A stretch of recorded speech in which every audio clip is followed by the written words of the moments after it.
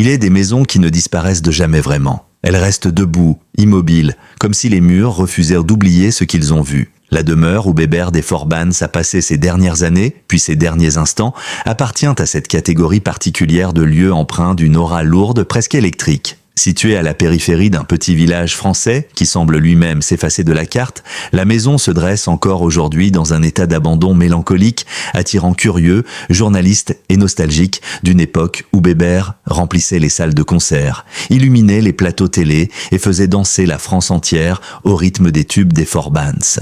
Pour comprendre pourquoi cette maison fascine autant, il faut d'abord remonter le fil du temps, revisiter les dernières années de l'artiste et analyser avec rigueur les circonstances de sa disparition. Car au-delà du choc de sa mort, une question continue de flotter dans l'air, persistante comme une rumeur. Qu'est-il vraiment arrivé dans cette maison et que valait réellement la fortune de Bébert au moment où il s'est éteint? Une maison perdue dans les herbes hautes? Lorsque l'on emprunte le chemin qui mène à la propriété, la première chose qui frappe est le silence.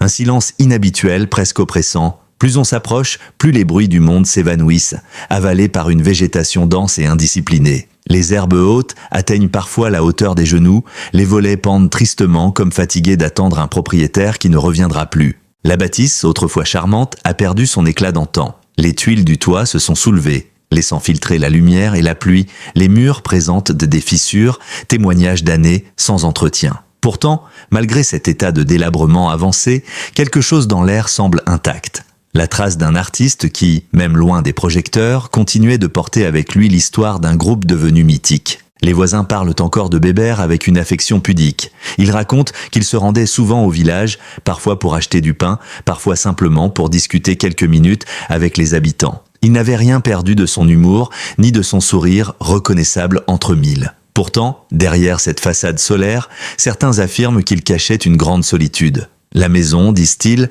en est la preuve la plus tangible. Les dernières années, entre retrait, nostalgie et lutte personnelle, selon plusieurs proches, Bébert avait choisi cette maison précisément pour son éloignement. Après des années de tournées, de bruit, de lumières et d'agitation médiatique, il voulait se retirer, ralentir le rythme, vivre à son propre tempo. Loin du tumulte parisien, il se consacrait davantage à la composition privée, à la réécriture de certains morceaux et parfois même à l'accueil de quelques fans privilégiés qui venaient lui rendre visite. Mais cet isolement n'était pas seulement un choix. Il était aussi, selon certaines sources proches de la famille, une conséquence d'une santé fragile. Les années sur scène, les excès de jeunesse, le stress constant de la célébrité l'avaient marqué plus profondément qu'il ne l'admettait. Plusieurs témoins rapportent qu'il souffrait de douleurs fréquentes, qu'il avait perdu du poids et qu'il semblait souvent fatigué. Pourtant, fidèle à son image, il continuait à se montrer souriant. Il disait simplement « On vieillit, c'est normal ». Ce retrait volontaire ou contraint soulève une question importante. Bébert vivait-il vraiment sereinement dans cette maison ou y affrontait-il une série de difficultés qu'il préférait garder pour lui? La découverte du corps, un choc pour tout un village. C'est un matin d'hiver que tout a basculé. Le facteur, inquiet de ne pas avoir vu Bébert depuis plusieurs jours, a décidé de franchir le portail ouvert. Ce qu'il a découvert ce jour-là restera gravé dans la mémoire de la région. Le corps de l'artiste reposait à l'intérieur dans une pièce devenue froide. Une pièce qui, d'après le rapport des autorités, portait les traces d'un quotidien interrompu brutalement, une tasse encore posée sur la table, un carnet ouvert sur un texte en cours d'écriture, une chaise renversée. Rien cependant ne laissait penser à une lutte ou à une intrusion. L'atmosphère semblait figée, comme si tout s'était arrêté en quelques secondes seulement. Les autorités ont rapidement conclu à une cause naturelle. Officiellement, Bébert serait décédé d'un malaise soudain, une défaillance cardiaque selon les premières évaluations. Mais pour beaucoup de fans, et même pour certains membres de son entourage, la question demeure, était-il vraiment seul à ce moment-là? Avait-il demandé de l'aide? Sa santé était-elle plus préoccupante qu'il ne le laissait paraître? La maison depuis ce jour est devenue un symbole de mystère, une sorte de capsule temporelle où flotte encore le dernier souffle d'un artiste que la France avait tant aimé. Les objets retrouvés, un trésor intime et un puzzle émotionnel. Lors de l'inventaire réalisé après sa mort, les autorités et héritiers ont découvert une quantité impressionnante d'objets personnels, cahiers de chansons, photos inédites, lettres de fans datant des années 80, cassettes audio enregistrées à la hâte, maquettes jamais publiées. Parmi ces trésors, certains documents ont particulièrement attiré l'attention des journalistes. Notamment un carnet dans lequel Bébert décrivait sa vie quotidienne. Il y parlait de ses doutes, de ses envies d'écrire un livre, de quelques projets de collaboration musicale. Il évoquait aussi, fait étonnant, des questions financières qui le préoccupaient. Selon une de ses notes, il craignait que sa retraite artistique ne suffise pas à couvrir les dépenses d'entretien de la maison. Cette révélation a immédiatement relancé le débat autour de sa fortune réelle. Car si pour le public, Bébert était un artiste accompli et prospère, la réalité financière des chanteurs des années 80 est souvent moins glorieuse qu'on l'imagine. La question de la fortune de Bébert des Forbans est l'un des sujets les plus commentés après son décès. Les médias ont avancé des chiffres variés. Certains ont évoqué une valeur nette oscillant autour de 500 000 à 700 000 euros, principalement constituée de droits d'auteur, de royalties et de quelques investissements immobiliers. D'autres sources, plus prudentes, estiment qu'au moment de sa mort, son patrimoine effectif pourrait être inférieur à ce que l'on imagine en raison de frais médicaux, de dettes passées ou simplement du coût de la vie isolée dans une grande maison nécessitant des travaux constants. Ce qui est certain, c'est que Bébert n'a jamais affiché un train de vie luxueux. Contrairement à d'autres artistes de son époque, il ne possédait ni villa sur la Côte d'Azur, ni voiture de collection, ni yacht dissimulé dans un port discret. Il vivait simplement, presque modestement. Ses proches décrivent un homme plus attaché aux valeurs humaines qu'au prestige matériel. Pourtant, ses droits musicaux représentent encore aujourd'hui une source de revenus non négligeable. Les Forbans, avec leurs tubes légendaires, continuent d'être écoutés, repris, diffusés lors de soirées rétro et sur les plateformes musicales.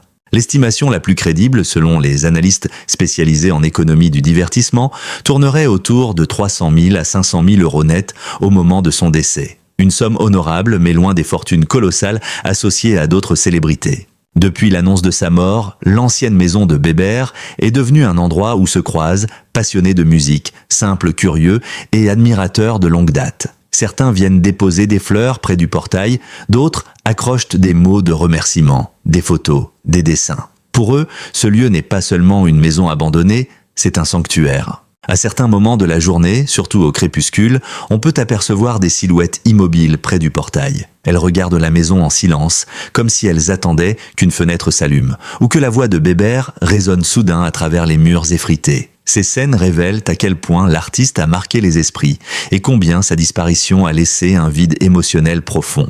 Pour un journaliste d'enquête, cette maison n'est pas seulement un lieu physique, elle est un symbole, celui de la manière dont une célébrité peut disparaître loin du tumulte médiatique dans un anonymat presque douloureux. Elle montre aussi les contradictions d'un homme qui a connu la gloire, mais a terminé sa vie dans une solitude relative, entouré d'objets personnels plus que de personnes. Elle nous interroge également sur un phénomène plus large. Que deviennent les artistes après le sommet de leur carrière ? Certains continuent à rayonner, à se réinventer. D'autres se retirent, parfois par choix, parfois par nécessité. Bébert semblait appartenir à cette seconde catégorie, cherchant un refuge plus qu'une renaissance publique. La disparition de Bébert des Forbans n'a pas seulement laissé un vide dans le cœur de milliers de fans, elle a aussi ouvert une série de questions délicates et parfois douloureuses concernant son héritage, sa vie privée et les secrets que l'artiste avait réussi à dissimuler derrière son sourire légendaire. Comme souvent lorsqu'une personnalité connue s'éteint, la mort agit comme un projecteur brutal, éclairant soudain des zones d'ombre, révélant des tensions anciennes ou des vérités soigneusement enfouies. Dans le cas de Bébert, ces révélations ont été nombreuses, complexes et parfois surprenantes. Des rivalités, des dossiers financiers et des interrogations qui ont émergé après la découverte de son corps. Car si la maison abandonnée constituait déjà un symbole troublant, ce qui s'est passé dans les semaines et mois suivant sa mort est, à bien des égards, encore plus fascinant. Quelques jours après les funérailles, dans un bureau de notaire discret, les membres de la famille et les quelques héritiers concernés se sont réunis pour l'ouverture officielle du testament de Bébert. La presse n'était pas autorisée à entrer, mais plusieurs sources présentes ont décrit la scène comme lourde, glaciale et étrangement silencieuse. Le testament, rédigé quelques années auparavant, ne comportait pas de surprise majeure concernant la maison abandonnée. Bébert la léguait en totalité à un membre de sa famille proche, un choix logique. Mais ce qui a rapidement provoqué des murmures, ce sont les mentions concernant ses droits musicaux, les royalties accumulées depuis les années 80, ses comptes bancaires et une mystérieuse somme dont personne ne connaissait l'existence. Selon le notaire, Bébert avait mis de côté, dans un compte peu utilisé, une somme estimée entre 40 000 et 60 000 euros. Personne dans la famille ne semblait au courant de cet argent. Pas même les personnes les plus proches de lui. La source de ce montant reste floue, revenus de concerts passés, droits d'auteur non déclarés, économie personnelle gardée secrète. Ce mystère financier a immédiatement suscité la méfiance et les tensions. Des conflits familiaux longtemps tus, Comme dans beaucoup de familles, la mort agit comme un catalyseur. Elle révèle ce qui était resté caché, amplifie les frustrations et fait remonter à la surface des blessures anciennes. Dans le cas de Bébert, plusieurs membres de la famille n'avaient plus eu de contact régulier avec lui depuis des années. Certains affirment que l'artiste avait préféré s'isoler. D'autres soutiennent qu'il avait été mis de côté à cause de choix de vie jugés trop indépendants. La réalité, elle, se situe probablement entre les deux. Voici quelques témoignages recueillis lors de mon enquête. On l'aimait, mais il vivait dans un autre monde. Quand il a quitté Paris, c'est comme s'il avait coupé un cordon.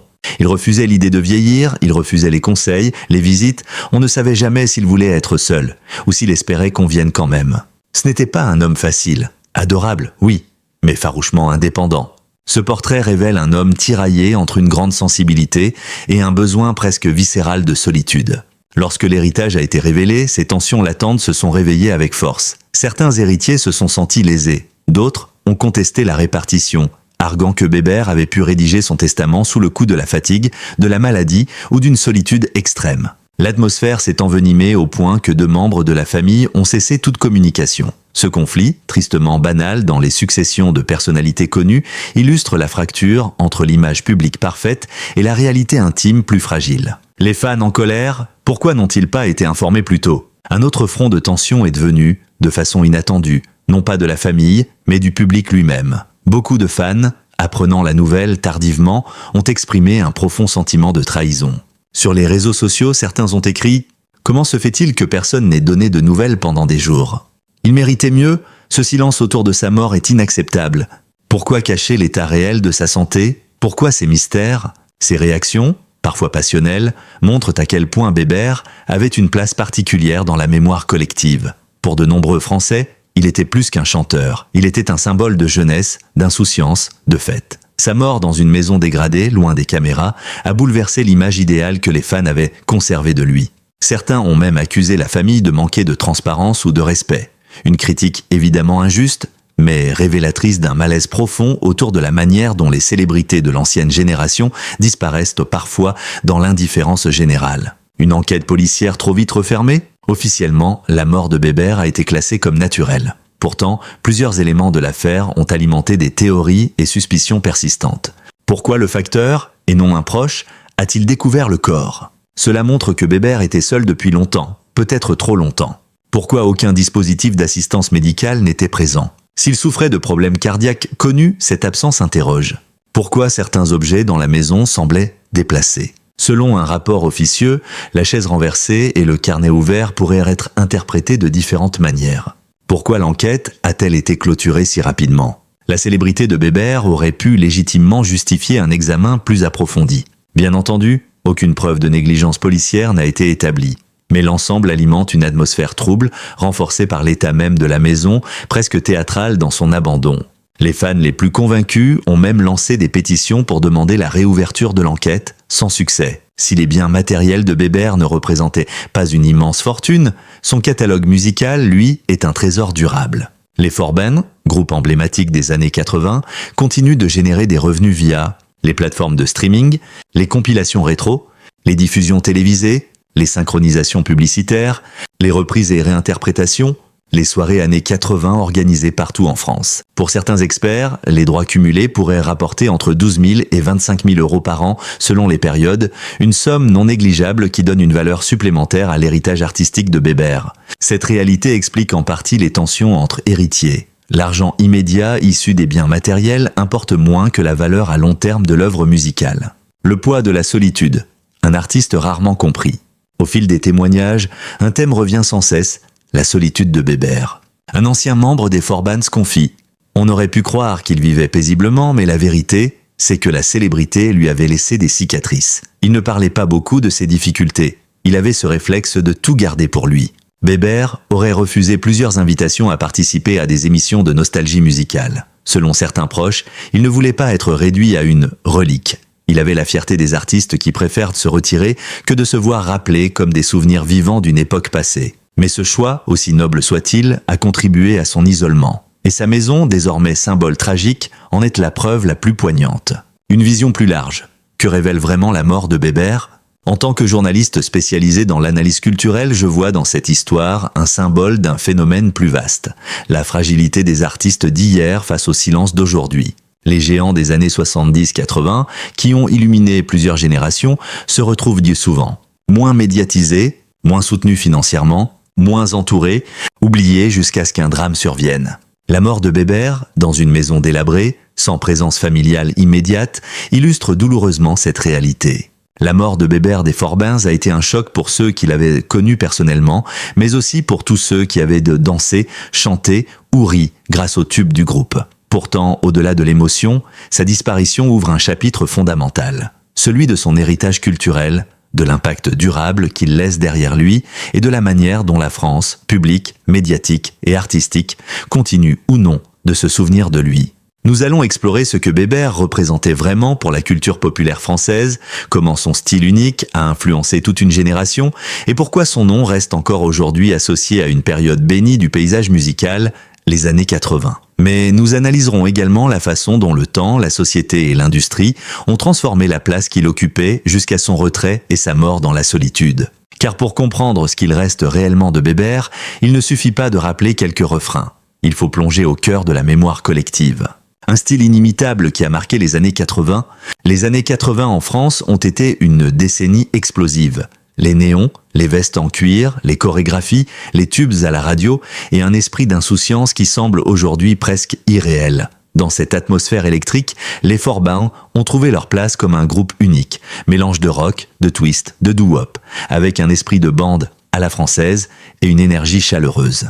Bébert, de son vrai nom Albert Cassabi, n'était pas seulement une voix, il était une attitude. Il avait un timbre immédiatement reconnaissable, un sourire contagieux, une gestuelle scénique devenue légendaire, un sens du rythme qui galvanisait les foules, et surtout une proximité avec le public que peu d'artistes savaient créer. Il ne chantait pas seulement pour les gens, il chantait avec eux. Cette dimension participative et festive explique pourquoi tant de Français, même aujourd'hui, gardent en mémoire les refrains des Forbans comme une Madeleine de Proust musicale. La nostalgie des années 80.